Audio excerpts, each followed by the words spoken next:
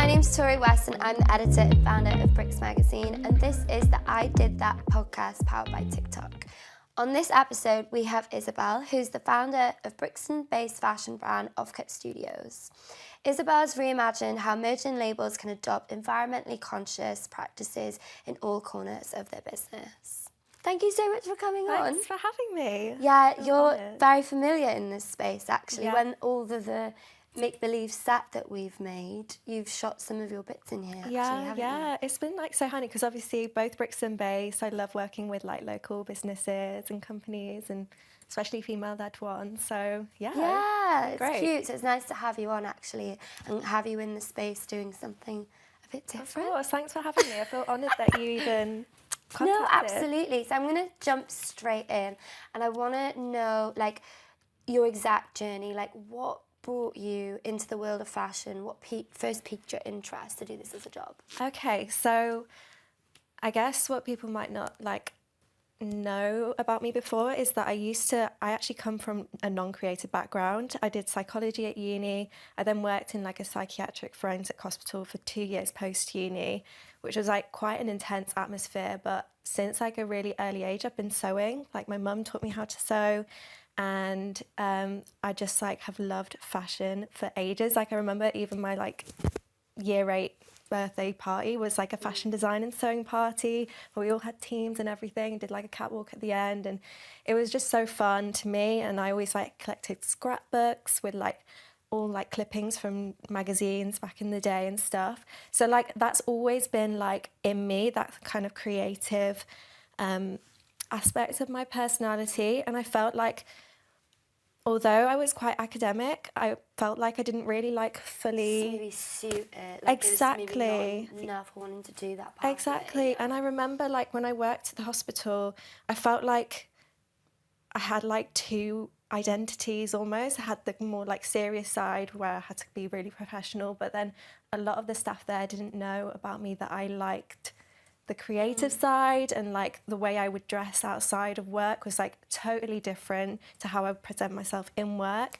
So I was like quite conflicted at the time. I felt a little bit lost on like what journey to go down. Identity crisis in your career, basically. Yeah, exactly. It was funny because I could have taken the easy option and gone down the clinical psychology route, but I knew it wasn't me. Do you know what I mean? And I was just presented with the opportunity to, you know, start my own brand because people were interested in the things I was posting online and they seemed to like my designs and everything, and I just kind of went for it, knowing I had a backup option if it didn't go well. But I guess it was like a right place, right time. Take a risk, yeah, and take a little bit of a leap of faith. Exactly. Like, I think there's something really special about, and I know it's so cliche, but when people feel like lost maybe in their adulthood or like young adulthood of like what it is they want to do, and then really go back to what they were doing when they were kids and being like, well, I've always sewn, but maybe I've never really saw that as a career path. Exactly. Because maybe you can't, I don't know, I feel like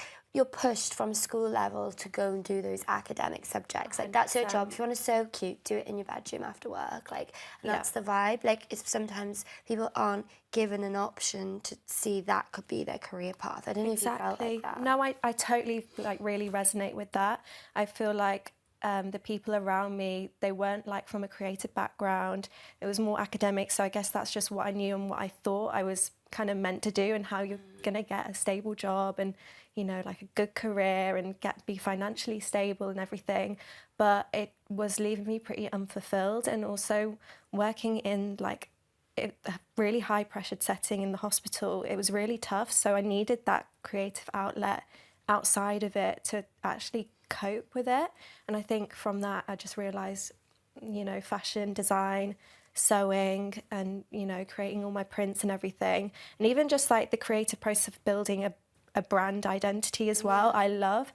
And I just like I said, it was just the right time for me to just give it a go. I gave myself a window of like 3-4 months to see if I could do it full time and see if I enjoyed it, and I guess since then I've not really looked back. Yeah, I think it's also not many people allow themselves the space or the acceptance to change their mind. 100%. Like, if you study to do a specific thing, that's fine. Like, I've done, so as an example, especially on the bit where you say it can't be what you can't see sort of vibe, I knew that I was creative. I struggled academically because I went to school in Welsh language, really struggled with my English written, and they were all like, you can't be a writer because blah, blah, blah. And you have your teachers being like, your grammar's not good enough. And I'm like, it's not good enough because like, I write everything in Welsh language. Maybe if I practice it more, I'd be better, maybe. Yeah, of course. So they were like, you'll never be a published writer. And I was from a place called Caerphilly, which is like outside Cardiff, doesn't really have like a publishing industry there. But my mum was a seamstress. So the only creative path that I saw was maybe I'll go into fashion design and I'll become a seamstress like my mum. So I went to uni, did a seamstress, I went to do fashion design and I fucking hated it. Yeah. I hated it. Like the pattern cutting, like it was like so much different. Making your own patterns is such a different thing than buying a pattern and learning to create. Like making your own patterns is like so much maths. I couldn't even. It's my so technical. Neurodivergent brain, I couldn't even figure it out. So anyway, went in to do that degree. And I pushed myself so hard to go through. I hated it. I was like, I don't think I ever want to do this again. I stopped going in. I started getting really bad social anxiety. Started just semi-scraping, passing, right? Got a year and a half in, and I was like, I've only got a year and a half left. I don't think I can hack it. I don't want to do this anymore. So I went back to my course leader, and I begged to be like, I know it's late. I can't really afford to go back a year. I don't want to be in the debt. Please, please, please, can you put me on fashion communication? Like, please. And then they did, and that's how I started Bricks, because we did a module on magazines. Okay. Fell in love with it. Realised when I was a kid, all I did was make zines anyway, cutting things up, scrapbooking like you were doing. Didn't have the terminology to see that that was actually a thing, because I was like, I didn't know what zine making was. And then realised that's actually what I wanted to do. But it's like it's such a powerful thing, not to talk about myself, but it's a powerful thing to be able to go, this isn't serving me. I thought it was. I thought what was wanted. I shouldn't be disappointed it wasn't. And it's fine to change your mind. I really resonate, because sometimes I go back and forth like, oh, do I regret doing psychology at uni? But actually I feel like I needed to do that to realise that my creative streak was so much more like powerful than what I wasn't like giving myself enough credit, basically. So yeah, I guess everything happens for a reason. Yeah. So when you first start your business, I feel like people don't really necessarily understand how much you physically have to do yourself. What would you say, like, how do you find navigating running your own business and taking on every single role? Yeah, so I guess there's like so many different roles that I have to like immerse myself into, and I'm not, well, apart from uni, I guess you learn some skills there, but I've only really had like before and after like little jobs as well. So I feel like there's so much I've had to learn. So I've had to delegate roles to like different people, because over time I've understood like where my strengths are and where my weaknesses are. So I mean, Frances, she works 4 or 5 days a week for me now, and she does all my pattern cutting. Like you say, it's so technical and so time consuming, and for someone that's not trained in fashion design, like I can do it, like it's fine, but she is so precise. She has the techniques like down to a T, and you know, without her I don't think I would have been able to like grow the business in other areas. So I just like have to Learning to do that. Yeah. I think also I like what you said earlier about choosing wisely on who you can bring in. And I've had to learn that sometimes in the hard way, like throughout running the business, and even just like in any creative capacity. When you don't really have much money floating around because you're a small business and you're starting everything from scratch, you've had to learn to delegate things as you can, but also that costs money. And it's like, I was literally having this conversation with my partner last night, is that when you're at a really big corporate business, they can afford mistakes. Yes, oh my God. But I think when you have a small business, you can't afford to fuck up and like waste money, and that's what's so hard. I wish I had financial freedom, because I hate having to be like the person that's so hard on myself not to make mistakes because I can't afford them. But it's like, it's so much harder when like you don't have, you know, that support or that financial freedom, because we're human and everyone fucks up. I completely like relate to that as well. I mean, I've never had like any like big investments or anything. Everything I've just grown organically from like literally basically nothing.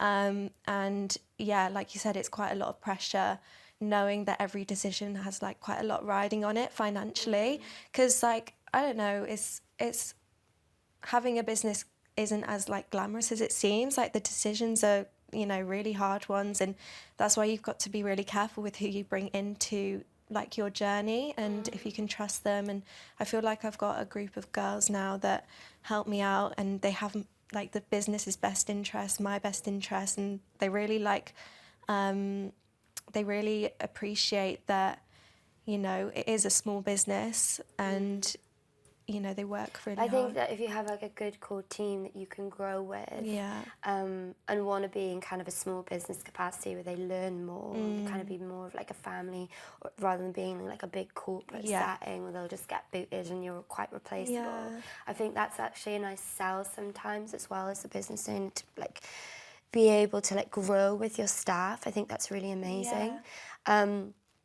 But yeah, it's really hard. Like I've spent nights in tears thinking about like 3 months in advance on like if we'd lose the office, for instance, being like, well, what's actually paying for this? And nothing will unless I like get off my ass and figure out fucking some crazy idea to try and make sure we can pay our rent or pay my team. Do you know what I mean? So it's like, it's so hard. And it's like that pressure, I think, when you're a small business owner is like, is very, very, very real. You're not only worrying about yourself and your own income, you're worrying about the business's income, but also being able to like make sure you don't disappoint the people you work with, to be able to keep 100%. paying them and not have to be like, this is not working. Yeah, like it's a lot of pressure. I mean, Frances works like 4 to 5 days a week. Like her rent and her bills, like, is obviously she relies on me, so that is a lot of pressure. But yeah, I completely get the stress. It's especially now. It's a lot. Yeah. So going more on kind of your style, the Offkut brand style, is like a lot of your pieces have a very distinct early noughties vibe. What would you say that's influenced your creative process from this era? I'm just such a nostalgic person. I love like watching old like VMA performances, like stage performances from award shows back in the day. Like I'm so inspired by like Britney Spears stage outfits and everything like that. So I feel like that whole era is like quite a sexy era. There was a lot of like quite camp. It's quite colourful. Exactly. I think, and it's clashing. That's why I really like. I think a lot of fashion in the noughties, everyone really, it is a nostalgic era, but it was also, some of this stuff was like wild. Like, do you remember who's the girl in High School Musical? What's her name? Sharpay is the character. What's her name? Ashley Tisdale. Tisdale, yeah. Some of the outfits that she was rocking, you would never know. But I think that's what makes it so iconic. She's literally wearing like piano keyboard and bringing like keyboards with her, and like literally the very skirts over jeans, which I love. I think that should stay. I think it should as well. I'm here for it. I'm a layerer, so I really like the layers of the noughties actually. Yeah. I love it. I love the kind of like trend at the moment where it's like lace leggings, like crop, like capri trousers. I'm like so here for that. Yeah, oh my god, like the trousers that you could like the capri pants, and they were like in 3, so you could like take the bottom off, make them into a 3/4, and then also unzip here, and then they were short. There was just so many like iconic moments, also so many like iconic pop culture moments. I just, it makes the whole era so exciting. And that's basically like all the colours and everything. What would you say, because we've kind of touched a bit about that you are having to be a kind of jack of all trades person when you first set up the business, before like being able to delegate things, but what would you say is the most unlikely useful skill that you've learned since starting the label? Unlikely useful skill? Like a hack. A hack. I honestly think like consciously taking time off. Like I went through a period like maybe 6 to 8 months ago where I was like severely burnt out, like constantly working and stuff, but even like having a break wasn't even like a thought in my mind at that point.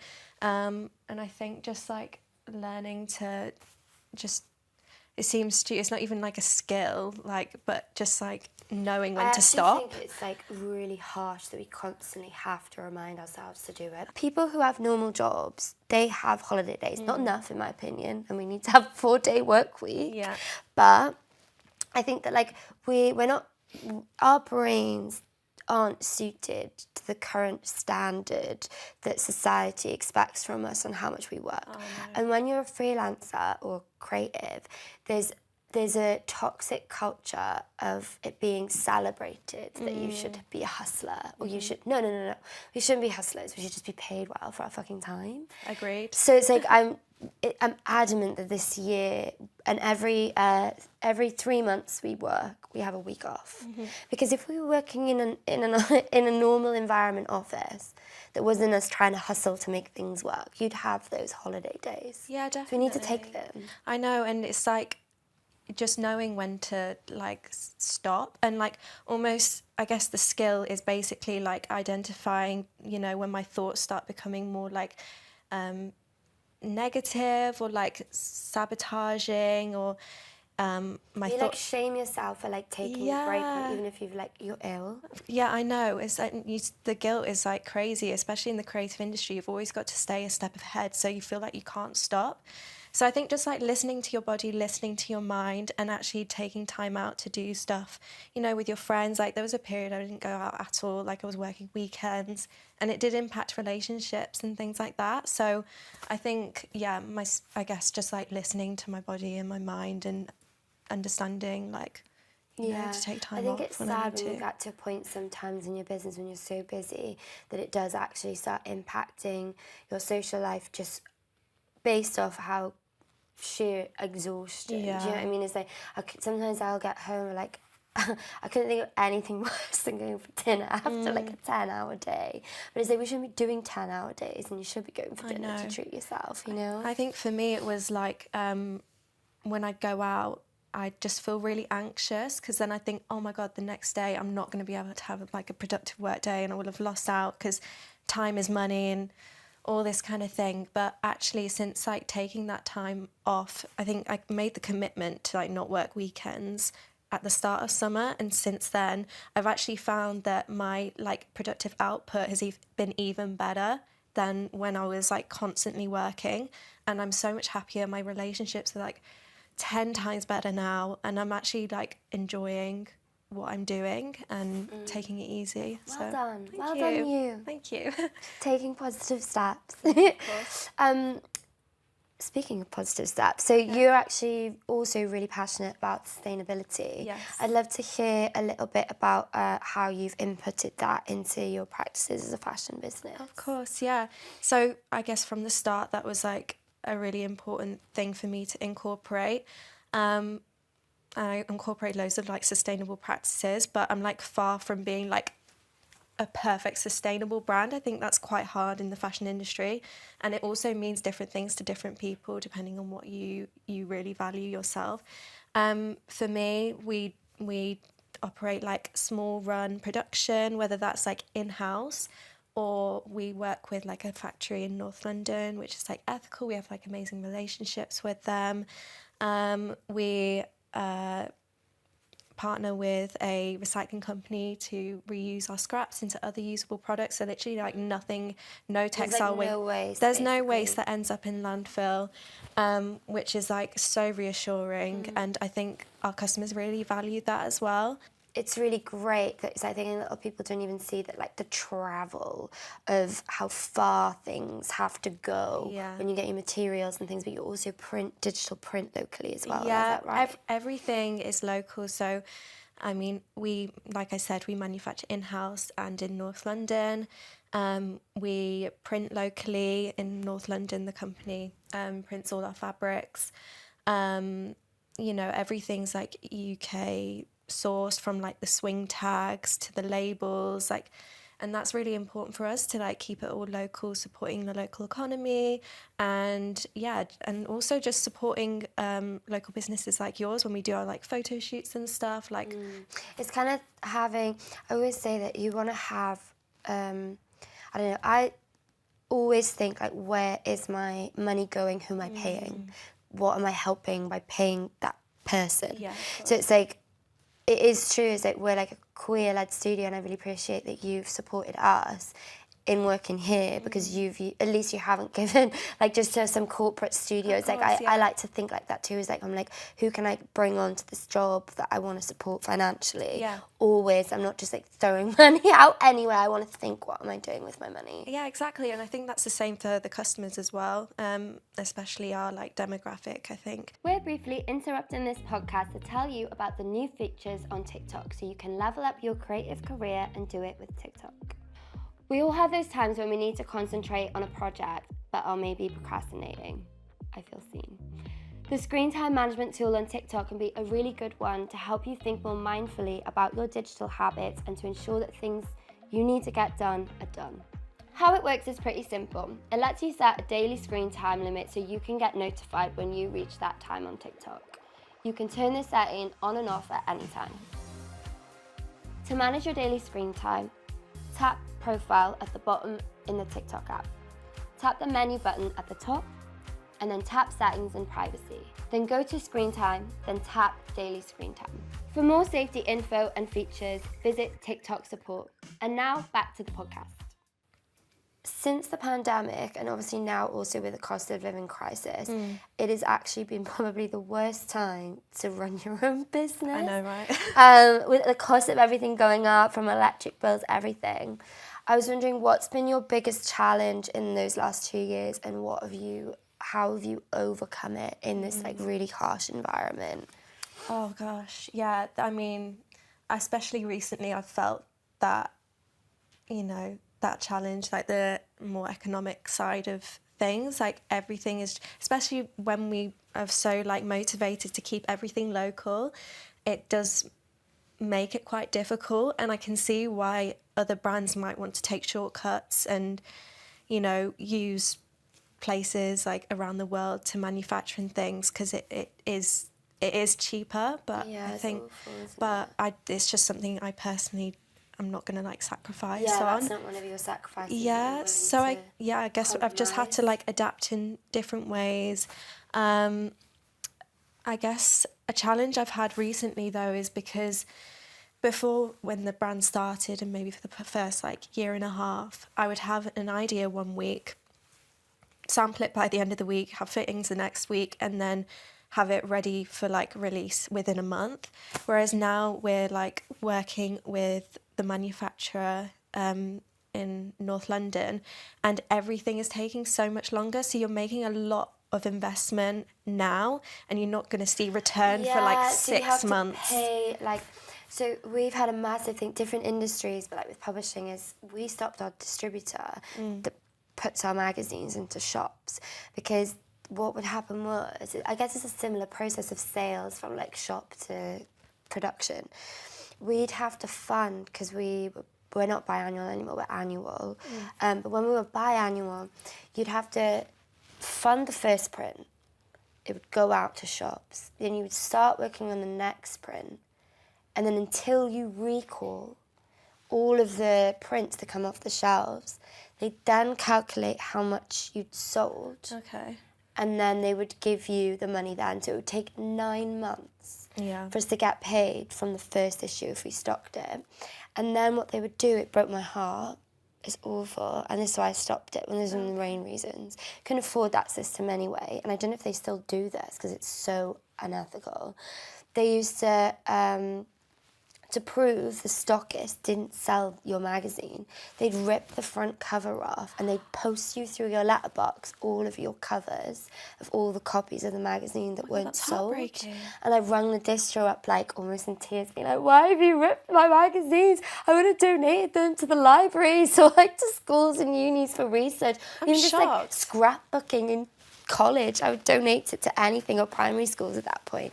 And they were like, it's just the system, it's just how you're paid. And I was like, this is awful. So I scrapped it. And then there was another thing we had to like do in-house. It's like, we only now do, so we were like in WH Smith, Barnes & Noble, and then like Axe everything. We actually liquidated, went like gone. And I stopped doing bricks for 3 years, just stopped it, and then set up a new business recently and rebranded and brought the print back, because that screwed me up for like 3 years. Yeah. But people don't see things like that, do you know what I mean? And then so when we restarted the print, we took a gap for 3 years because we couldn't afford, maybe don't put the liquidation thing in. I put like 3 years telling you that. So we took a break for 3 years, no print, nothing, just to kind of get out of the flow of how hard that was for us financially. Went back in, digitally printed instead of actually printing on the ream press, so it's cheaper. And then we just stock to independent bookstores or people that we want to support in like independent stores, and we do it ourselves. But we don't stock as much now, and it's obviously cut a little bit of sales in that way, but we're making it back online. And then Brexit. How did that impact? So we've had Brexit, the pandemic, and now the cost of living crisis. Literally. So Brexit, we've lost all the capability, because we can't afford it, of shipping to the EU. That's been a massive thing. So if people email me and they really want it, I sort it out for them, but they have to be in charge of their own customs, which sucks. Yeah. And I've seen a few other publishers who like ship to the EU and then they never collect the magazines, and then it comes back and it's like you've lost all the shipping and everything.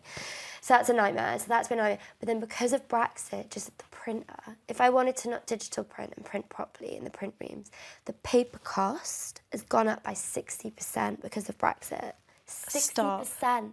So like loads of magazines are out of print. If you've noticed, I won't name them because I want to support them, but they have got out of print. And I'm not talking about your independents, I'm talking about your big magazines have cut the amount they print. I know, it's such a shame, it really is.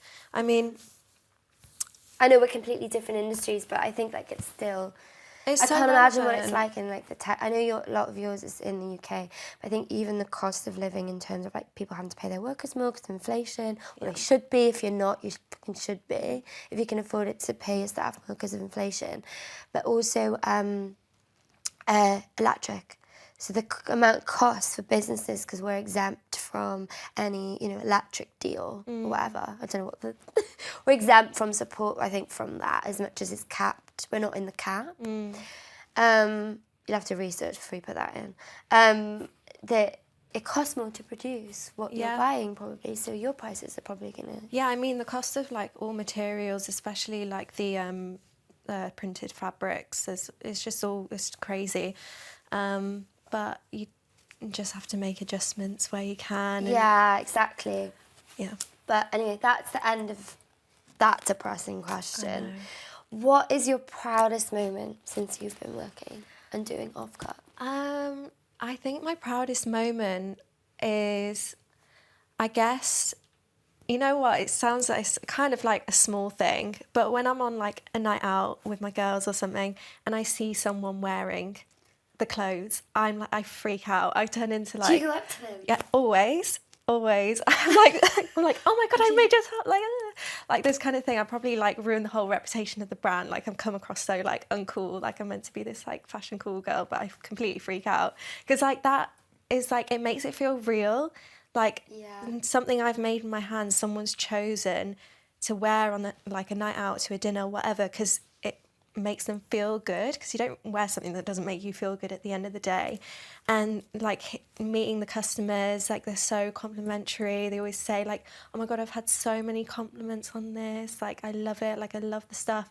And like that like one-to-one interaction with like the community around Offkut and that support Offkut, that show up to events. Like the little bits that you don't see, that's like I shipped them and then you kind of, it's gone out. Yeah. And then you're just, you're not really seeing sometimes, as always, the customer actually experiencing and living in them and having little nice life moments in your design. Exactly, and like how it's in their like rotation, like monthly rotation, and it's like so cool to see, because I guess that is like was my dream, like since I was little, to like have a fashion brand. And just seeing people in it.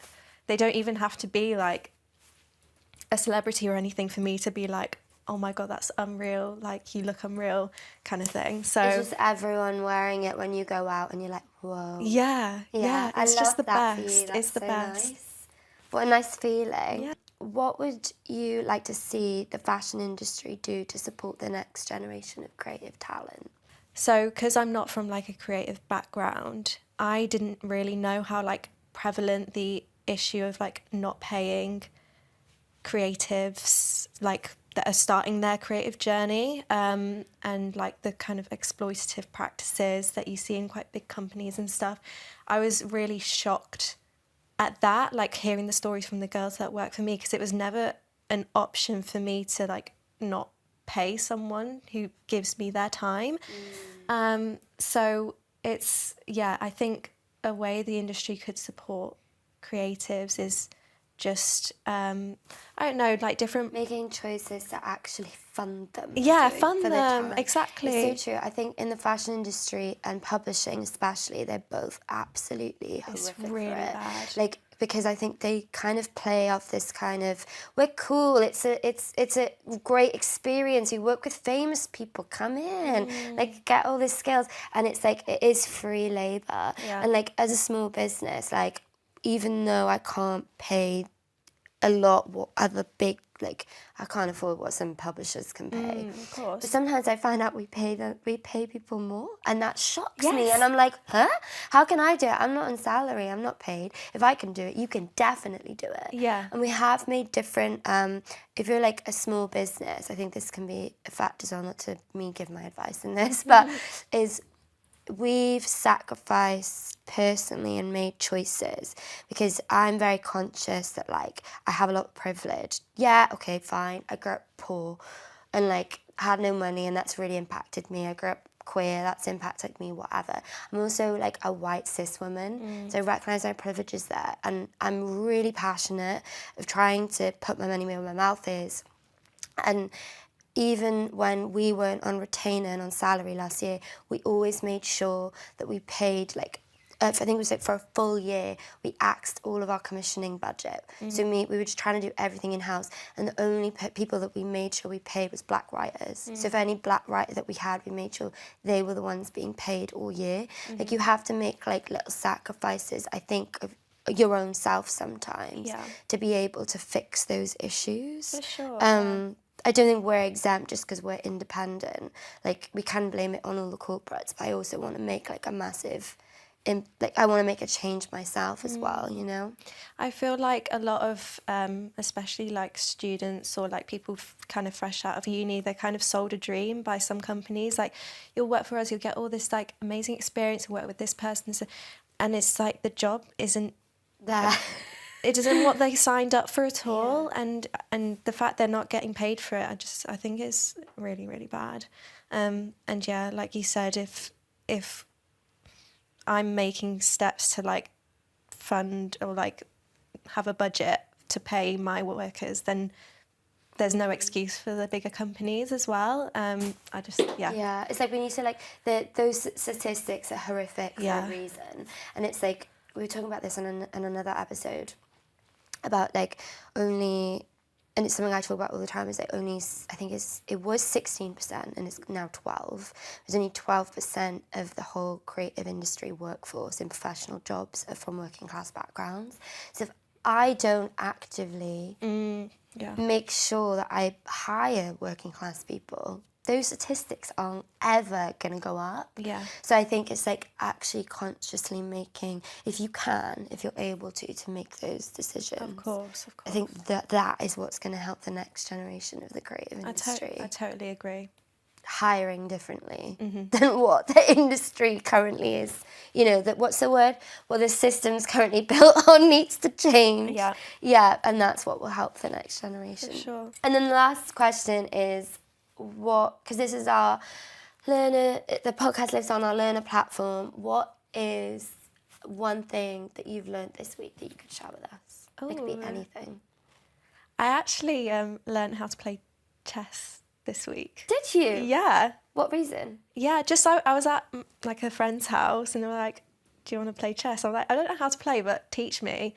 And we just like sat and played chess. I don't know, it was really fun. I got into board games recently to get me off my phone. Yeah, exactly. Battleship, Uno. Yeah, I just like kind of like mind, like Chess is like proper intellectual shit though, it's a lot isn't it? about like strategy and like things like that. I feel like I feel like if I could, I don't play chess, but I know people who play chess. I feel like it's constant damage control. Yeah. Is that right? Yeah, it kind of is. I mean, I've only played like 3 games so far, so I wouldn't say I'm like expert in any way, but it is fun, and also like it goes back to that, it's something you can kind of switch off to, but you can kind of apply like the thought processes and always thinking like 10 steps ahead, like kind of guessing I think the that's person's a good next business skill move. though. I think Exactly. as an anxious business owner, Yeah. I have to think 3-4 months in advance constantly. So maybe chess is actually quite helpful for skill building on and that. you've always got to like guess your opponent's next move as well, and like be able to react to that. Competitor analysis, people. Get on the chessboard. Okay, amazing. So we're going to play a quick game before we wrap up. So this segment of the podcast is called Off-Brand or On-Brand. Love it. Play on Offkut, see what we did there. Yeah. So we're going to shout out some of the biggest trends or fashion items over the past year. Okay. And you're going to tell me if you think they're overrated or underrated to offer on. So first one, I think this is I'm going to keep my opinions out of it, the Miu Miu skirt. Mm-hmm. And you know which one I'm talking about when I say the micro with the pocket kind of showing. For me, it's cute, but I think as soon as like all the fast fashion brands hopped on it, I think as soon as that happens, it's kind of... It's done. It's done. I actually think that was one marketing scheme that was everywhere. It was too much. It was like on at least 5 covers in 1 month. It was like too big much. Magazines. It was just too much at that point. Yeah, and I also feel like it kind of, the design of it doesn't look very like high fashion either, from my perspective anyway. It is the most basic skirt. Yeah. Sorry, Miu Mius. I know. Off, yeah. Izzy Miyake pleats, which I think is the pleated trousers that everyone was wearing. I think on brand. On. Yeah. I'm guilty of this one. Diesel belts. Diesel. Depends which ones, because are you talking about the one with the D? The big D, the big logo D. I mean, I love a statement belt. Like, I'm really into them at the moment. I think the thing is, as soon as something gets too kind of popular... As soon as it's uniform. Yeah, as soon as like, yeah. So maybe a bit overrated, but if you go on Vinted and you type in diesel belt, I've bought a few like old vintage ones. Like where buckles, yeah. Yeah, and I've got this really gorgeous green one with like this like really cool diesel emblem. So maybe try and look for... Yeah, some I think people secondhand. never do that as well. That's such a good tip, actually, because like people back in the day always used to buy like the buckle heads and just put it on their existing belts. Yeah, you can do that. Yeah. On or off. I won't be offended. I did buy one. No, I love them. No, I'll say on. They're cute. Just for me. Okay, the Bottega green. Just in general, the green. I love it. Like, how it's so gorgeous. Yeah. On. Okay, this isn't just for the year. This is like decade. But tabby boots. Tabby boots. I think this is decades. I think they're a look on everyone. So on. I love them. I still don't have a pair. I don't. I'm always like looking. Thing is with me, I always look for things secondhand. So like they're on my like save searches all the time, and I'm always looking. I love them. I love. Okay, J.D. Anderson pigeon clutch. You haven't. No, I've not seen. No. It sounds iconic though. The Telfar mini shopper. For me personally, I think it's a bit overrated. I'd say on. I love them. I've seen like a... You're looking at me in silence, everyone behind the camera being like, is it on or off? I still don't have one of them either. So I don't. But I've seen like a few creators do like custom ones, which I think are really cool. Oh, like you can customise them so they just look a bit different. Yeah, I like that. I think they're cool. Coach did that recently where they did this really cute pop-up that you could take your old Coach bags and like go in and get them fixed up, cleaned up the leather. Oh, You can get them customized. You could paint them. I think things like that are really cool. So I think because they're so simple, maybe they could be redone in different ways and upcycled and do cool things because they're such a staple piece now. Yeah, lot of potential. Chipotle kilts. I'm personally a big fan. I'm obsessed with them. They're so expensive. I know, I can't afford. Whenever. It's a bit out of my price range. I recently but... queued up for the sample sale. Did you? Me and Maddy, our deputy had to, we went to the sample sale. Maddy queued for like an hour and a bit before it even opened. So we were quite ahead and we couldn't get one. Oh my God. No, they would have been snapped up. It was freezing cold. Yeah. And none of us. That's really sad. I'm really sad for you. No, they're gorgeous. They're so stunning. I love the whole brand though, just in general. Same. And that was the end of the game. It was quick. It was a blip. Yeah. Thank you so much for coming on I Did That podcast. I hope you've had fun. Is this your first podcast? Yeah, it is. I hope I did all right. I'm so happy to be your first podcast. Yeah, it's been so fun. Thank you so much. I hope you've enjoyed it and thank you so much. Could you share, before we sign off, how our audience can find you, follow you, keep up to date with your work, and also support you? How can they support you? So on TikTok, you can find Offkut Studio at Offkut Studio TV. And my personal TikTok is just Isabel Christine. And the website is www.offkutstudio.com, where you can see all our pieces. We've got Spring Summer 23 we're working on. And we'll probably shoot it in the next month, which is so exciting. So yeah. So buy the clothes. Support emerging brands and labels. Thank you so much for coming on. Thank you so much. Yeah, that was fun. Thank you for listening to the Bricks I Did That podcast powered by TikTok. Don't forget to follow the Bricks Learner platform to get 50+ creative opportunities to your inbox every Wednesday. It's free for 30 days or as little as £2.50 a month on our low income version. Thanks so much again, and don't forget to follow us on TikTok at Bricks Magazine. See you later.